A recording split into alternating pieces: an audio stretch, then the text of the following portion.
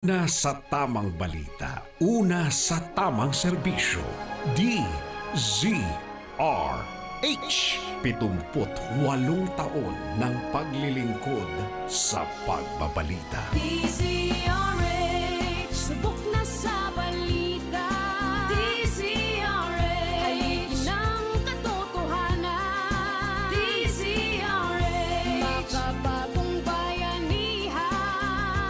Serbisyong tapat sa iyo. DZRH. Miyembro ng KBP, kapisanan ng mga broadcaster ng Pilipinas. MBC Network News, broadcasting nationwide, worldwide, and netwide. From MBC Manila Broadcasting Company in Pasay City, ito ang MBC Network News. Sa headlines ng MBC Network News, mga rape joke ni Digong hindi nakakaapekto sa bansa.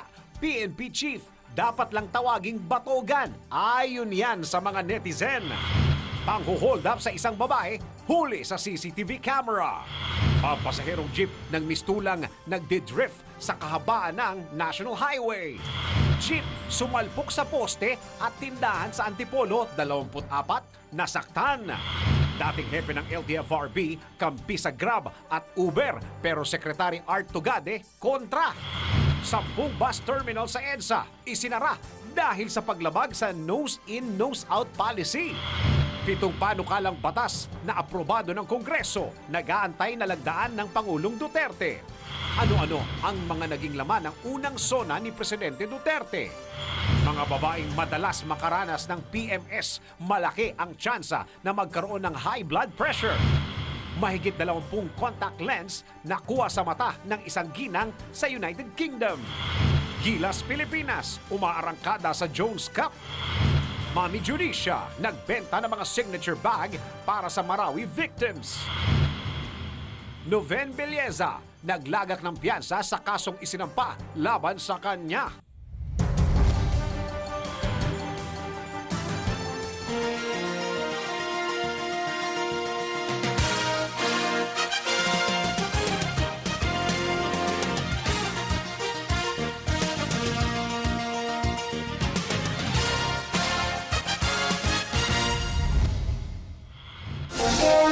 Magandang araw Pilipinas, Luzon, Visayas at Mindanao at sa buong mundo. Samahan po ninyo ako ng isang oras sa balitaan. Narito ang detalye ng mga balita.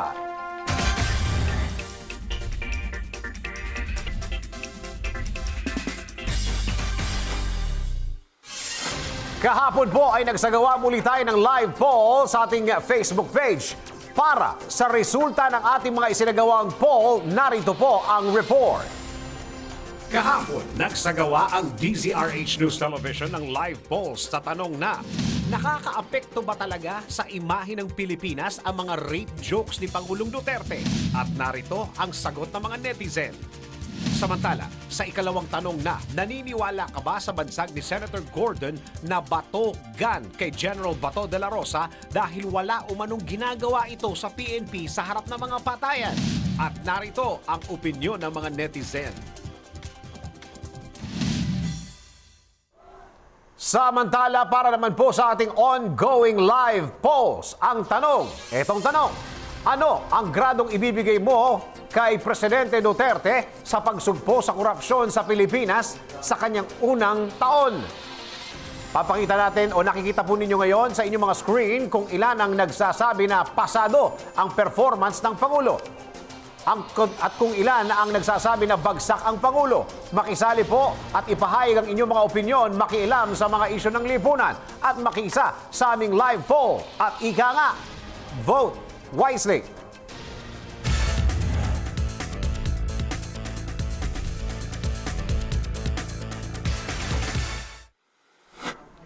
Paalala po sa mga nagtatrabaho o laging nasa labas tuwing gabi, maging alerto at alisto tayo all the time upang hindi maging biktima ng mga masasamang loob at hindi matulad sa isang babae na na-hold up sa bahagi po yan ng Quezon City.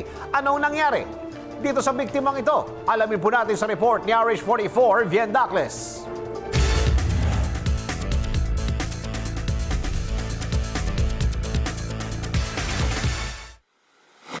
Nasa pool ng CCTV camera ang 4 na kalalakihan at kasabwat ng mga itong tricycle driver na nang hold up sa isang babae sa bahagi ng Mindanao Avenue sa Quezon City dakong 3:00 ng madaling araw.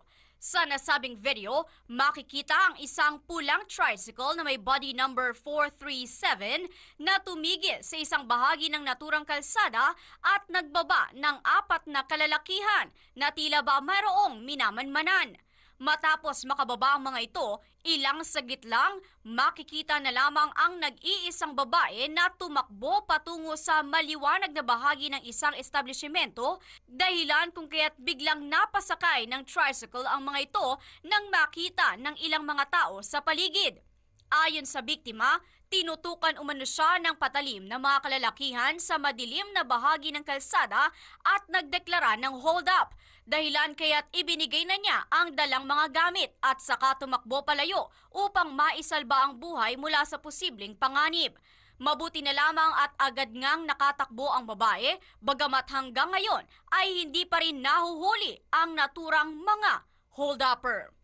Para sa MBC Network News, RH44, Vien Dacles, naglilingkod sa pagbabalita. Samantala, pampasaherong jeep nagmukhang Formula Racer. Hindi dahil sa bilis ng pagmamaneo, kung hindi dahil sa tila nakadrift position ang mga gulong nito. Grabe oh. Nagkaroon ba ng aksidente at anong naging dahilan kung bakit nakapaling ang mga gulong ng pampasaherong jeep? Doon sa kabila, alamin po natin sa report. Nagbabalik si RH44, Vien Dacles.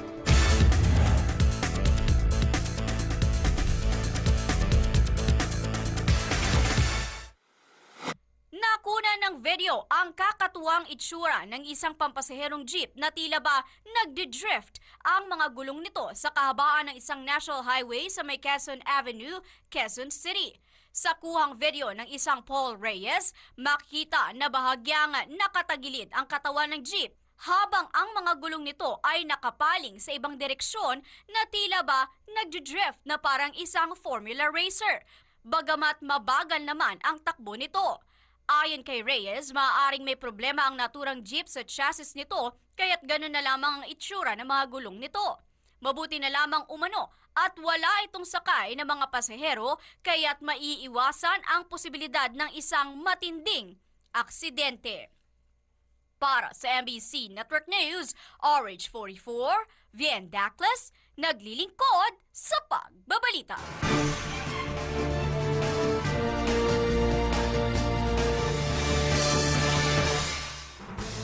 Ito malungkot to. Jeep sumalpok sa poste. Babala sa mga motorista dyan. Ako, ingat-ingat lang po tayo sa pagmamaneo para hindi magaya sa jeepney driver na ito na sumalpok sa poste at tindahan sa Antipolo City. Kung may mga nasaktan ba sa aksidente, alamin po natin sa report ni RH09 Sunny Casulia.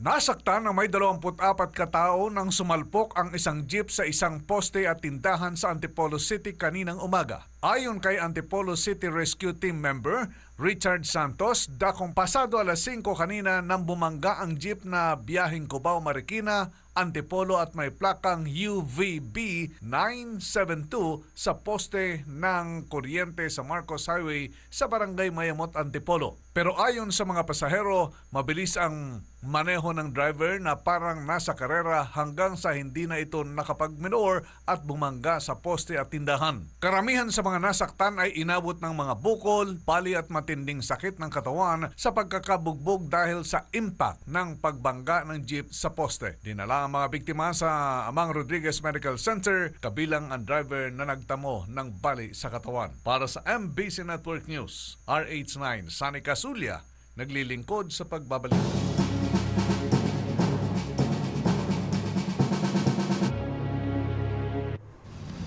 Senado aaktong referee. Maging ang Senado ay nababahala na sa iringan ng LTFRB at mga Transport Network Services o TNS. Kung ano ang hakbang na gagawin ng mga mambabatas para masolusyonan ang problemang ito, alamin po natin sa report ni RH1 Tumanang Milk Rigunan. Aaktong referee ang Senado sa iringan ngayon ng LTFRB at ng Transport Network Vehicle Services na nangangasiwa sa serbisyo ng Grab at Uber. Ayon kay Senator J.V. Ejercito, Vice Chairman ng Senate Committee on Public Services, ipatatawag niya ang mga kinatawa ng LTFRB, Uber at Grab bago mag-July 26. Epektibo ang service ban sa July 26 kung mabibigo ang Grab at Uber na mag-comply sa utos ng LTFRB para hindi maging issue ang pagiging kolorum ng karamihan sa kanilang mga unit. Sabi ni Ejercito, wala siyang pinapanigan sa magkabilang panig pero dapat magkaroon ng compromise agreement para hindi napeperwisyo ang kapakanan ng nakararaming commuter. Paliwanag pa ni Ejercito kung talagang seryoso ang LTFRB sa pagpapataw ng service ban, dapat ganito rin ang kanilang aksyon sa napakaraming reklamo sa mga regular taxi. Yan ang DZRH News, Milky Rigunan, RH12, naglilingkod sa pagbabalita.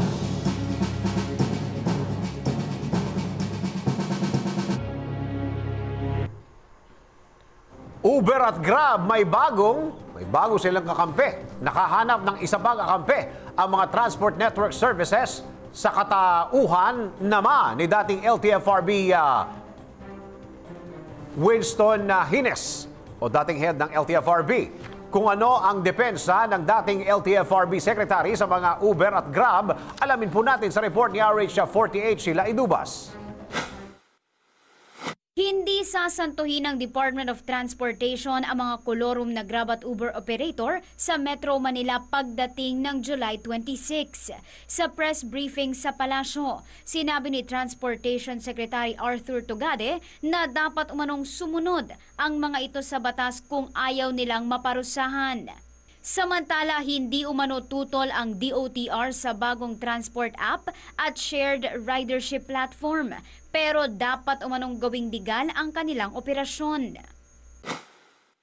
Ang hinihingi ho namin, pwede ho ba itong TNC or TNBs? Kailangan kumuha ng rehistro at prangkisa sa LTFRB. Kasi ang LTFRB ho ang nagko-control ng public utilities, public utility vehicles. Yung TNBs is in the concept and nature of a public utility. Hindi ho ba na nararapat lang na saklaw ng regulatory function ng LTFRB ito? Pagkat yung mga sasakyan na yon, una, kailangan ma-assure kami na maayos. Hindi ho dumadaan sa amin yan. Pangalawa, yung mga driver na nagmamaneho at nagdadrive ng mga sasakyan na yon, hindi ho ba meron din kami pruweba dapat na sila'y mahusay at magiting? Number 3, kailangan no malalaman namin kung merong insurance yan o hindi. Kaya nga nandoon yung requirement number 4, case number so and so.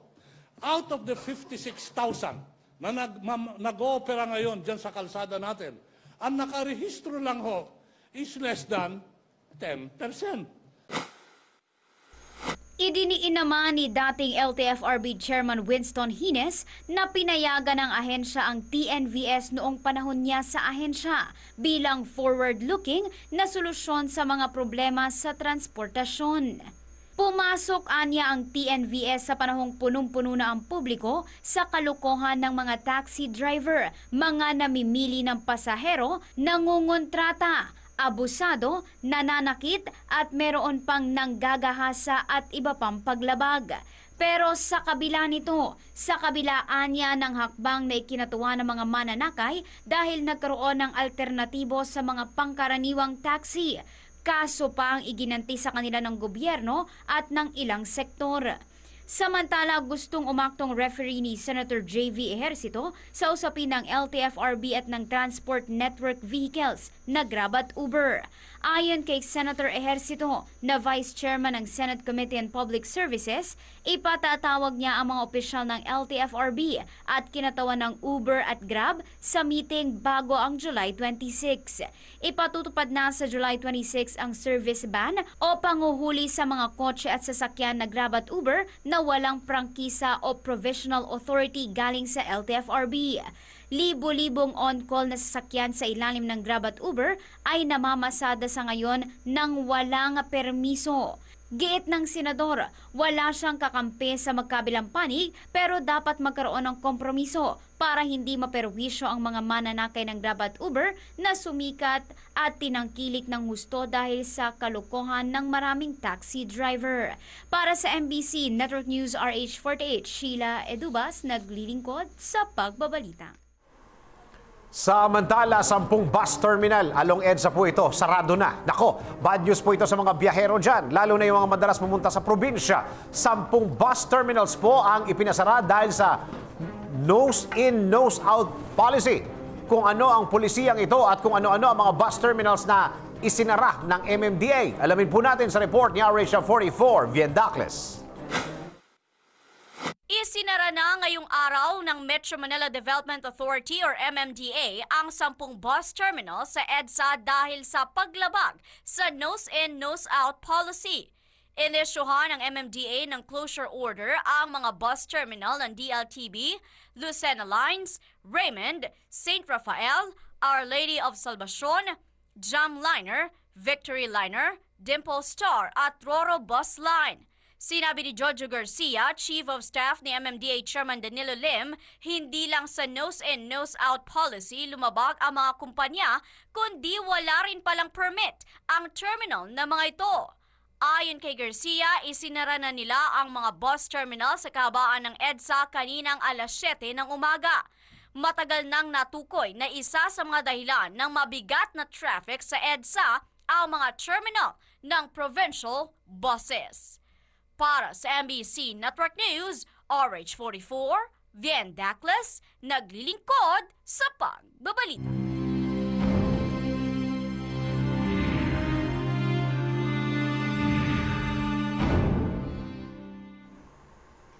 Ka-Joma season, may babala. May babala ang founder ng CPP, NPA, NDF kapag pinalawig pa ang martial law sa Mindanao. Ayon kay Joma season, malaki ang posibilidad na maapektuhan ng peace talks kapag itinuloy ng pamahalaan ang kanilang binabalak na extended martial law. Para sa kabuuang detalye ng balita, alamin natin yan sa report ni RH09 Sunny Casulia. Nagbabala si Communist Party Founding Chairman Jose Maria Sison na babagsak ang peace talk ng gobyerno at ng CPP, NPA, NDF kapag pinalawig ng 5 buwan ang martial law sa Mindanao. Itinuturing ni Sison ang hakbang ng Pangulo na deklarasyon ng giyera kontra sa kilusang revolusyonaryo. Ikinatwiran ni Ka-Joma na kahit ang target ng martial law ay ang Mauti Group, ay tiyak na magiging target din ng militar ang NPA at iba pang revolusyonaryong grupo sa Mindanao sa ilalim ng batas militar. Dahil dito iniutos ni Sison sa NPA na umatake sa iba't ibang panig ng bansa dahil ang martial law ay maituturing na pag-atake rin sa karapatan at kalayaan ng bawat Pilipino. Para sa MBC Network News, RH9, Sunny Casulia, naglilingkod sa pagbabalita.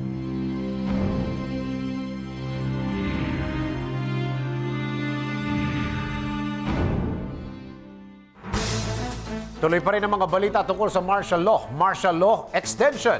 Madali lang mailulusot ang pagpapalawig ng martial law sa Mindanao. Ito ang paniniwala ni House Speaker Pantaleon Alvarez.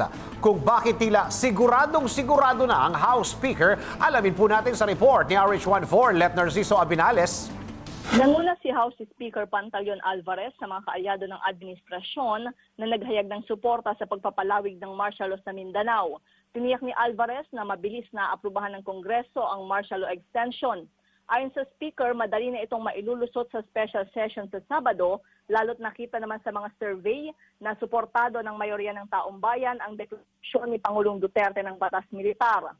100% rin ang suporta ni Davao City Congressman Carlo Nograles sa hirit na extension ni Pangulong Duterte. Naniniwala si Nograles na sa sandaling maipresenta ng Presidente ang pangailangan para dito ay hindi mag-aatubili ang mga kongresista na pagbigyan ang kahilingan ng Pangulo. Kumpiyansa ang kongresista na alam ni Duterte ang kanyang ginagawa, lalo't bilang Commander-in-Chief ay may access ito sa lahat ng mahalagang impormasyon, partikular sa banta ng terorismo. Yan ang DZRH News, Let Narciso Abinales, RH14, naglilingkod sa pagbabalita.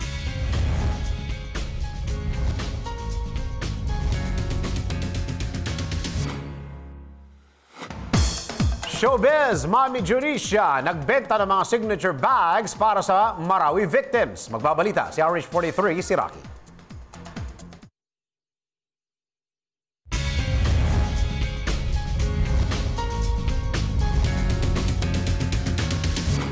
Hindi lamang puro forma ang nanay ni Manny Pacquiao na si Mami Junicia. Ito'y matapos na magbenta ito ng mahigit 100 alahas at mga mamahaling bag para maibigay sa mga biktima na nangyayaring kaguluhan sa Marawi City. Ayon sa source, umabot ng 1.3 milyong piso ang napagbentahan na nasabing mga signature bag na ibinenta ni Mami Junicia sa kanyang mga kaibigang mayayaman sa Sarangani Province. Umabot naman sa mahigit 3 milyon ang napagbentahan ng mga alahas ni Mami Junicia na kinabibilangan ng 3 kwintas, 3 bracelets, 5 relo, mga gold na singsing at hikaw na binili ng isang buyer lamang mula sa Davao City. Nang tanungin kung bakit hindi na lamang cash ang kanyang ibinigay sa mga biktima sa halip na ibenta ang mga bag at alahas, sinabi ni Mami Junicia na matanda na siya at wala na siyang oras para gamitin ang mga bag at alahas, kung kaya't nagdesisyon umano siya na ibenta ang mga ito para makatulong sa mga taga Marawi. Sinabi pa nito na ayaw din naman ng kanyang anak na si Isidra na manahin ang kanyang mga koleksyon, kung kaya't minabuti niyang i-donate na lamang ang napagbentahan ng mga ito. At yan aking balita. Ako naman si RH43 Rocky, ang inyong kaliga sa mundo ng showbiz. Sa pagbabalik ng MBC Network News, 21 katao dinampot sa Caloocan dahil sa illegal na droga. Citizen Pinoy, hindi dadalo sa ikalawang zona ni Duterte. 7 panukalang batas na aprobado ng Kongreso, nag-aantay na lagdaan ng Pangulong Duterte. Ano-ano ang mga naging laman ng unang zona ni Presidente Duterte? Mga babaeng madalas makaranas ng PMS, malaki ang tsansa na magkaroon ng high blood pressure. Mahigit 20 contact lens nakuha sa mata ng isang ginang sa United Kingdom. Gilas Pilipinas, umaarangkada sa Jones Cup. Noven Belleza, naglagak ng piyansa sa kasong isinampa laban sa kanya. Mga detalye sa pagbabalik ng MBC Network News. Calling all fundraising organizations. Get the chance to raise more than 1.2 million pesos for your charity project.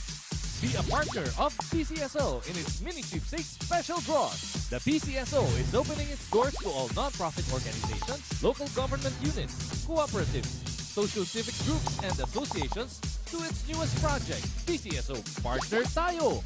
Interested parties may visit the PCSO Product and Standard Development Department, 3rd floor, Conservatory Building, Shaw Boulevard, Mandaluyong City. You may also visit any of our branches in your vicinity or province, or email us at pcso_marketing@yahoo.com. Partner tayo sa pagtulong sa Pilipino. Nakakatulong ka na, umaasenso ka pa.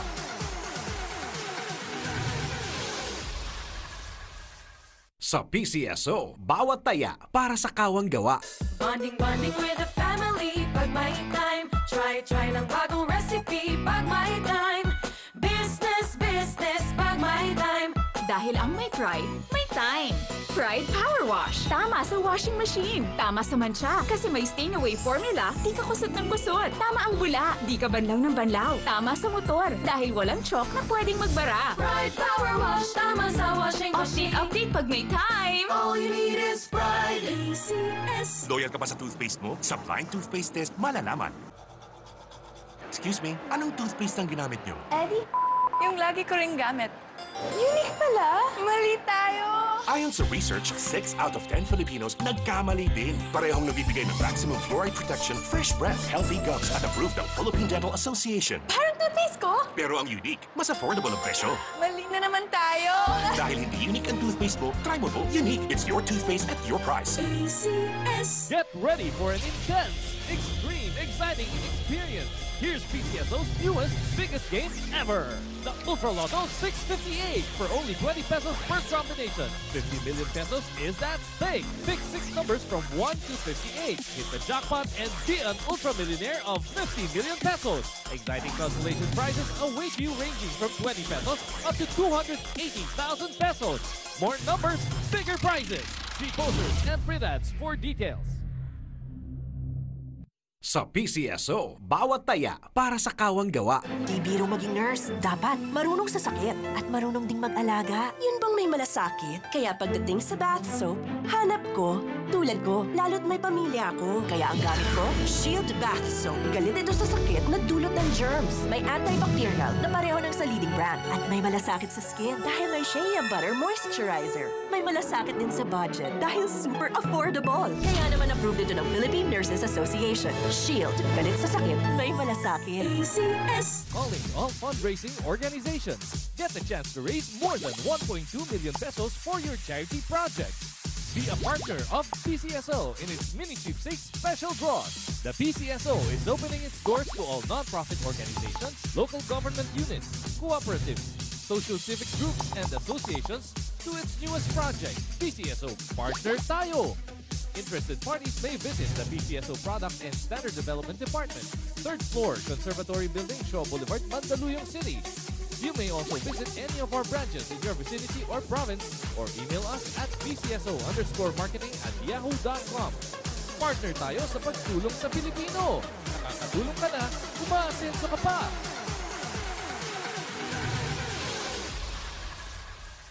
Sa PCSO, bawat taya para sa kawang gawa. Gaanda. Gaanda. Gaanda. Ang paglalaba, nakukuha yan sa Gaanda. Pinagagaan at pinagaganda ng Pride. May dagdag alaga ng fabric conditioner, nililinis, pinababango, pinalalambot, inaalagaan ang kulay ng damit para gaanda ang pamilya. Ang ganda ko! Pride with fabric conditioner. Get ready for an intense, extreme, exciting experience. Here's PCSO's newest, biggest game ever. The Ultra Lotto 658 for only 20 pesos per combination. 50 million pesos is at stake. Pick 6 numbers from 1 to 58. Hit the jackpot and be an Ultra Millionaire of 50 million pesos. Exciting consolation prizes await you ranging from 20 pesos up to 280,000 pesos. More numbers, bigger prizes. See posters and print ads for details. Sa PCSO, bawat taya para sa kawang gawa.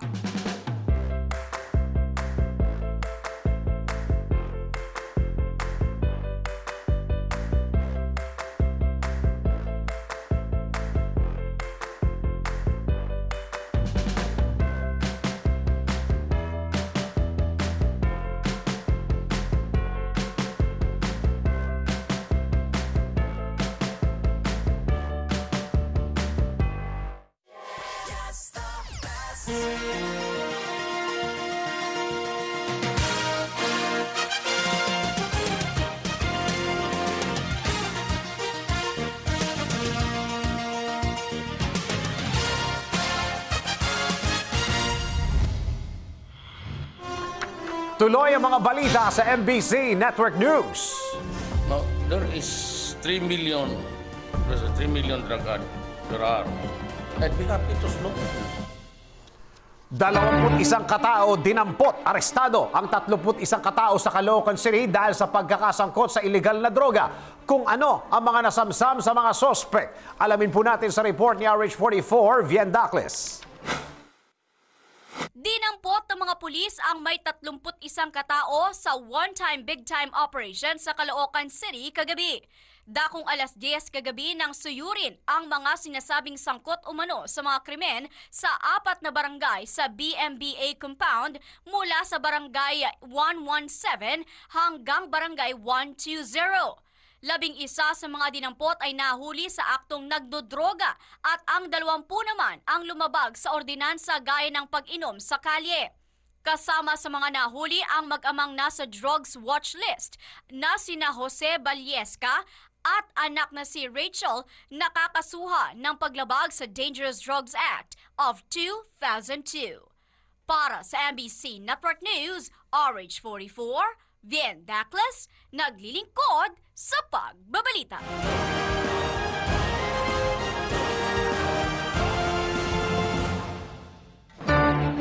Sona ni Digong. Hindi po dadalo si Citizen Pinoy sa ikalawang sona ni Pangulong Rodrigo Duterte. Kung bakit hindi makakadalo ang dating Pangulo, alamin po natin sa report ni RH 48 Sheila Idubas. Sa ikalawang beses, hindi sisipot si dating Pangulong Noynoy Aquino sa State of the Nation address ni Pangulong Duterte. Ang tanging nagkumpirma lang ng attendance ay sina dating President Fidel V. Ramos, Joseph Estrada at Gloria Macapagal Arroyo. Ito ang kinumpirma ni Edith Cardenas, pinuno ng Invitations Committee of Task Force SONA. Bukod sa mga naging dating Pangulo at mga kasalukuyang mambabatas, imbitado rin sa okasyon sina Vice President Leni Robredo, asawa ng mga kongresista at senador, cabinet members, Supreme Court justices, mga miyembro ng Diplomatic Corps at iba pang special guest. Hindi binanggit ni Cardenas kung anong dahilan ni Citizen Pinoy at hindi makakadalo sa ikalawang SONA ni Pangulong Duterte. Para sa MBC Network News RH48, Sheila Edubas, naglilingkod sa pagbabalita.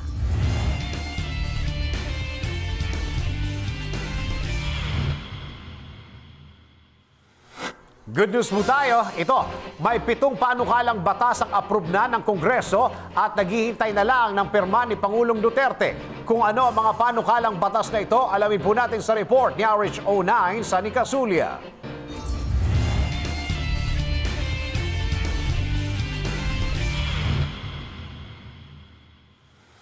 Pirma na lang ng Pangulong Rodrigo Duterte ang kulang para ganap na maging batas ang 7 mahahalagang panukalang batas na inaprubahan na ng Kongreso. Kabilang dito ang panukalang batas na magbibigay ng libreng tuition sa mga mag-aaral ng state universities and colleges at ang pagpapalawig ng validity ng passport ng 10 taon. Sa ilalim ng konstitusyon, kailangan nalagdaan muna ng Pangulo ang naturang mga panukala bago maging ganap na batas. Batay sa report na isumiti na sa tanggapan ng Malacanang, ang naturang mga panukala tinaasahang malalagdaan ito bago ganapin ang ikalawang State of the Nation address ng Pangulong Duterte sa Lunes, July 24. At yan ang ating good news para sa MBC Network News. RH9, Sunny Casulia, naglilingkod sa pagbabalita.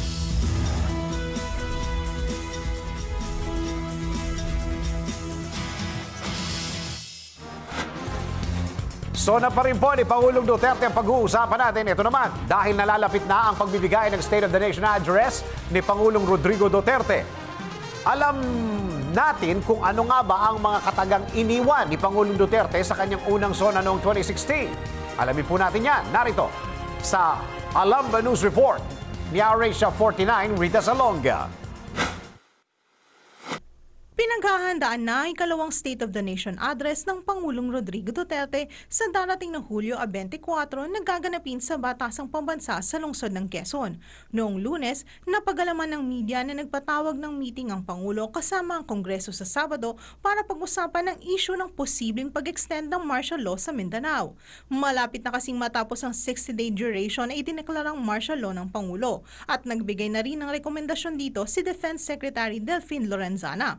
Kung may extend ba ito o hindi, malamang ay malalaman na natin ang kasagutan sa SONA ng Pangulo. Ngunit, ano nga bang ibig sabihin ng State of the Nation address? At ano-ano ang mga makahulugang sinabi ng Pangulo noong unang SONA niya? Ang SONA ay ang taunang speech na ginagawa ng Pangulo sa isang joint session ng Congress kung saan ibinibida nito ang lahat ng accomplishment ng kanyang administrasyon. Kasama na rin sa kanyang SONA ang pagsabi ng kanyang mga programa. Sa unang SONA ng Pangulo, kaagad na niyang sinabi na wala sa kanyang sistema ang manisi. Kaya hindi tulad ng pinalitan niya sa pwesto, walang pagbanggit ang Pangulo sa mga kapalpakan ng dating administrasyon. Inamin rin ito na isusulong niya ang federalismo sa ating bansa. Ibinida rin ng Pangulo na iyon ang unang pagkakataon na puro taga Mindanao ang nasa entablado. Maliban kasi sa kanya, sina Senate President Coco Pimentel at House Speaker Pantaleon Alvarez ay kapwa taga Mindanao din. Para sa Pangulo, papapabilisan nito ang proseso sa lahat ng tanggapan ng gobyerno, lalo na sa mga kumukuha ng lisensya, birth certificate at kung ano-ano pang mga pampublikong serbisyo. Sinabi rin ito na walang padrino system sa kanyang administrasyon at kung sino man ang mapatunayang nagkasala sa batas, sisiguraduhin niyang magbabayad ang mga ito sa taong bayan. Marami ang mga ipinangako ng Pangulo noon. Sa inyong palagay, nagawa naman ba niya ang mga ito o gaya rin ng mga pangulong nagdaan ay puro napako na lang ang mga pangako? Para sa Alam Ba News, RH49 na Rita Salonga, naglilingkod sa Pagbabalita.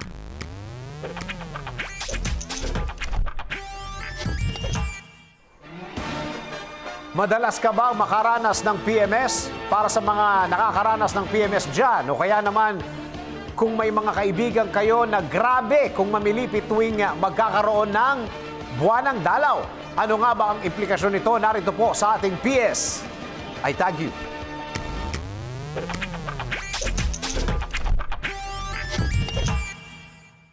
Babala sa mga babaeng kadalasang nakakaranas ng PMS o premenstrual syndrome. Ayon sa pag-aaral na isinagawa ni Elizabeth Berton Johnson, isang epidemiologist sa University of Massachusetts, malaki ang tsansa na magkaroon ng high blood pressure ang mga babaeng kadalasang nakakaranas ng PMS. Binantayan nila ang 1,250 na kababaihan na madalas nakakaranas ng PMS noong 1991 hanggang 2005 at 2,500 din na kababaihan na minsan lang nakaranas ng menstrual symptoms. Lumabas sa kanilang research na 40% ng mga babaeng kadalasang may PMS ang nagkakaroon ng high blood makalipas ng 20 taon kumpara sa mga minsan lang makaranas ng PMS. Dahil dito, pinayuhan ni Johnson ang mga kababaihan na madalas makaranas ng PMS na magpa-high blood pressure screening. Bukod dito, ipinaliwanag din ito na kailangang intindihin ang mga pinagdadaanan ng mga kababaihan sa kanilang buong katawan buwan-buwan na maaaring makaapekto sa kanilang cardiovascular health.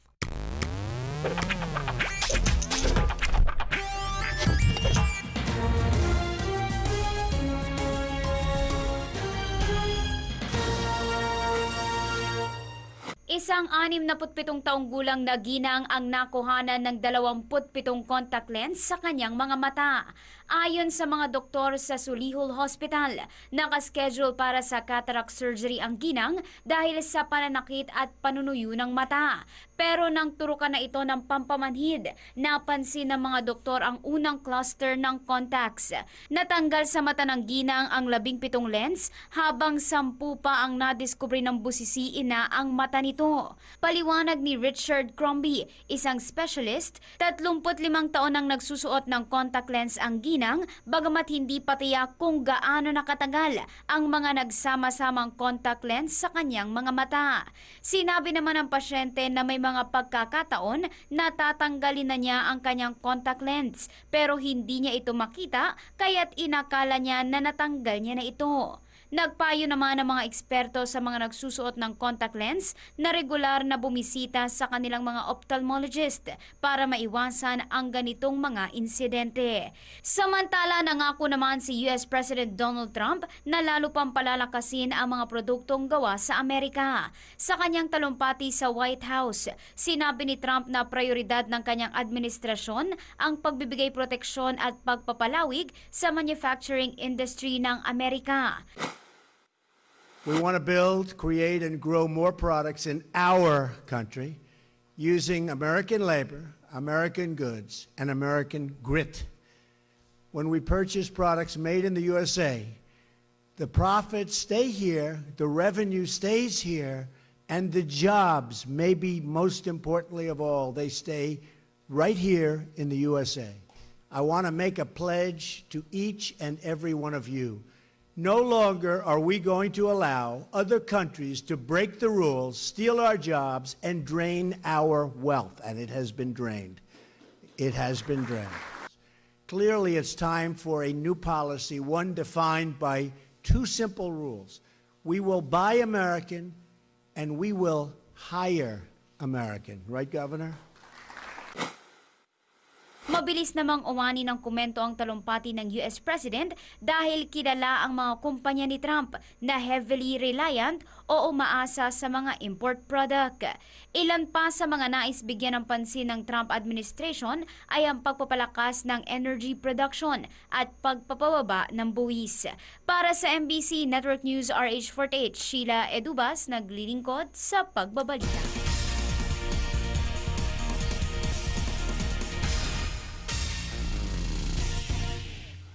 Pinalakas pa ng Pilipinas ang kampanya sa Jones Cup sa Taiwan.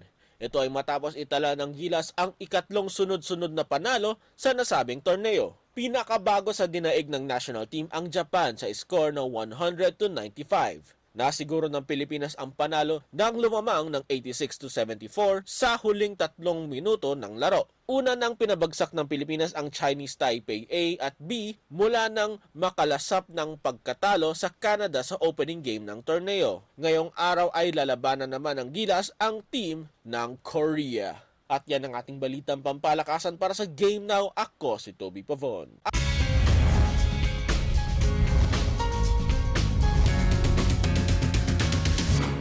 Maaari nang umuwi sa kanilang bahay ang tawag ng tanghalan grand winner na si Noven Villeza matapos na maglagak ito ng piyansa sa kasong isinampa sa kanya na isang 19 anyos na babae na umano'y ni-rape niya. Ito'y matapos na ibaba ng korte sa kasong sexual assault na lamang ang kasong rape na isinampa ng nasabing biktima kung kaya't naging bailable ito. Naglagak ng piyansang 120,000 pesos ang singer kung kaya't makakauwi na ito ng kanyang bahay matapos na matulog ng 3 gabi sa loob ng presinto. Ayon sa abogado ni Noven na si Attorney Lailani Villarino, sasagutin nila sa korte ang lahat ng paratang sa singer, ngunit ang importante umano ay nakauwi na ito sa kanilang bahay. O narito, inireklamo si Noven ang nasabing babae ng panggagahasa noong Sabado, bandang 2:00 ng hapon sa loob umano ng kondo kung saan ito naka-stay. Ito ang dahilan kung kaya't noong Linggo, inaresto ang singer ng mga miyembrong pulisya pagkatapos itong mag-guest sa show ni Vice Ganda sa IEC Pavilion sa Barangay Mabolo, Cebu City. At yan aking balita, ako naman si RH43 Rocky, ang inyong kaliga sa mundo ng showbiz.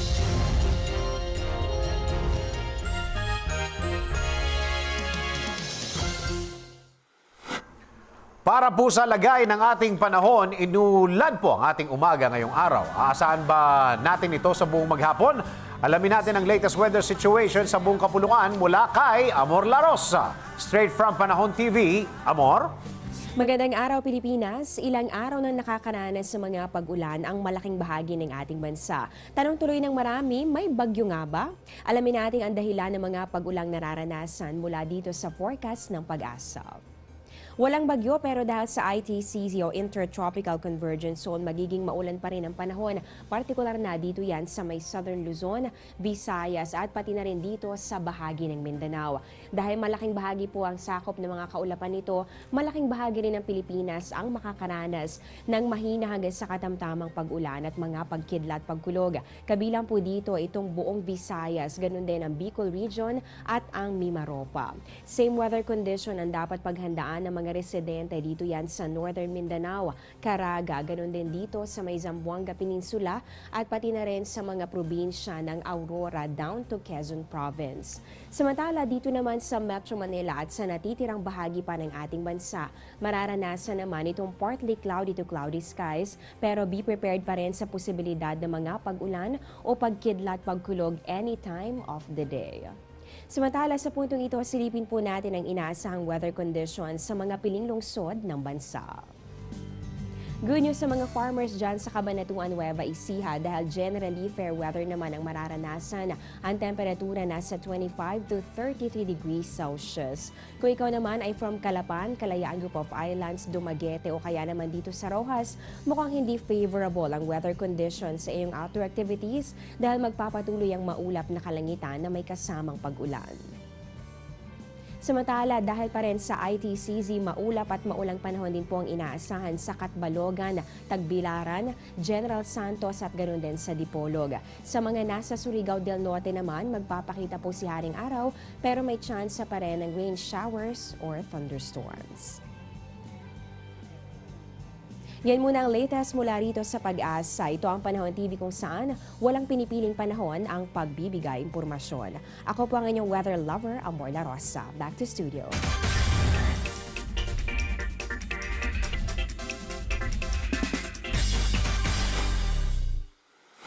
Okay, tapos na. Sa katatapos lamang na live poll sa DZRH News Television para sa katanungan na, ano ang gradong ibibigay mo kay Presidente Duterte sa pagsugpo sa korupsyon sa Pilipinas sa kanyang unang taon? Ayan na. Boom! Makikita po ninyo ngayon sa inyong mga screens ang final scores ng ating live poll kung saan mahigit 50,000 boto ang nakuha ng nagsasabing pasado ang ginawang pagsugpo ng Duterte administration tungkol sa laban ng bansa sa korupsyon. Habang nasa mahigit 1,000 lamang ang naniniwalang bagsak ang Pangulo sa laban nito. Abangan ang susunod naming live poll na ipopost sa ating DZRH News Television Facebook page. Makisali at ipahayag ang inyong mga opinyon, makialam sa mga isyu ng lipunan at makiisa sa aming live poll. At sumayin nyo na naman ang 1 oras sa ating balitaan, mga impormasyong dapat po ninyong malaman saan mang sulok ng mundo. Sa ngalan ng bumubuo ng MBC Network News, ako po inyong lingkod sa pagbabalita. Ako po si Dennis Antenor Jr. Bukas, alas 12 ng tanghali, tuloy-tuloy po ang ating balitaan dito lamang sa MBC Network News.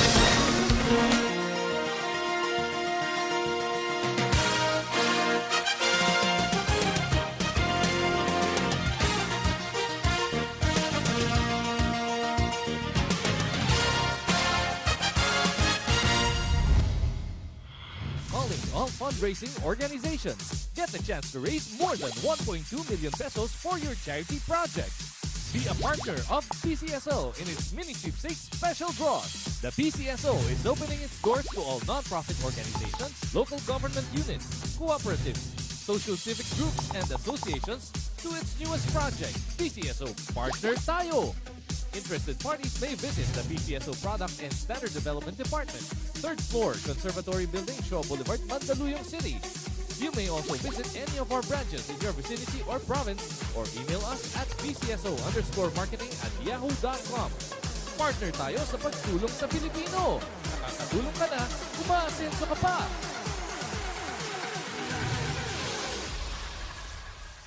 Sa PCSO, bawat taya para sa kawang gawa. Lumalabas ang aming galing-galing paghaharap sa matinding hugasin. Tanggal ang sebo, tanggal bakterya, tanggaling smart dishwashing. Parami na ng parami ang smart sa hugasin. Kaya #1 na ang Smart Dishwashing Paste. May double tanggaling formula. Tanggal galing ang sebo, tanggal galing ang bakterya. Tanggaling smart dishwashing. Tanggaling galing sa presyong magaling din. Also available, Smart Dishwashing Liquid. When you use Pride Barretta, put stain away formula.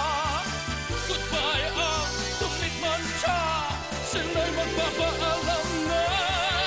Ang puti ng labada, ang bango-bango pa, matipid kasi matagal matunaw to.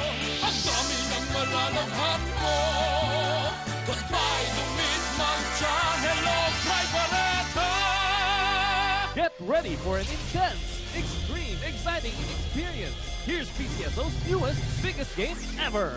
The Ultra Lotto 658 for only 20 pesos per combination. 50 million pesos is at stake. Pick 6 numbers from 1 to 58. Hit the jackpot and be an Ultra Millionaire of 50 million pesos. Exciting consolation prizes await you ranging from 20 pesos up to 280,000 pesos. More numbers, bigger prizes. See posters and print ads for details.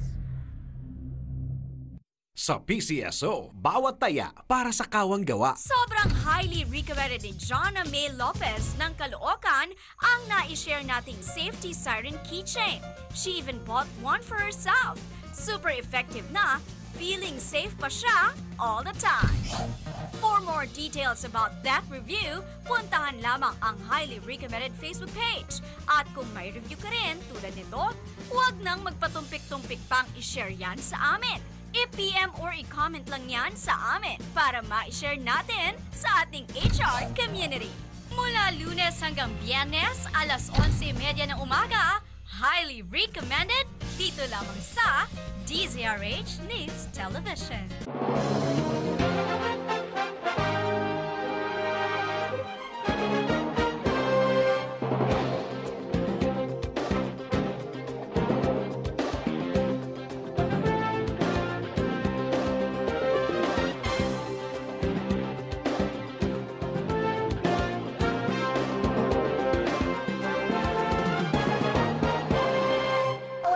Yung mga catcalling. Yung sumisipol ka. Oh, sumisipol. Yung tipong dadaan lang yung babae or yung... Wow! Salad. Oo. Kaya wow, sexy. Sexy. Big mommy. Yan ang tipo kong babae. Yan mga So yung mga ganon, pasok yan dito. Yes, pasok yan. Kasi ang under Republic Act 9262, pasok yan pag may romantic relationship kayo. Pag wala kang respeto sa girlfriend mo, sa asawa mo, pasok yung 9262. In this case, kahit di mo asawa, for example, nandun ka sa mall, sa bar, Napadaan ka lang. napadaan yung sexing babae, wow, salad. Paano maging salad ang babae? Yan nakain ba yan? Ha? Wow, sexy. Pag bading naman, wow, ang asong ulo, mga ganon. Or mukhang aso, or may term pa na kabayong bading. May kanta yun. Yes, Ginawa pang kanta. Ginawa pang kanta. So it means that is already a violation ng dignity ng isang tao. Kakampi mo ang batas kung may alam ka sa batas. Legal Minds sa DZRH News Television. Lunes hanggang Biyernes alas 11 ng gabi.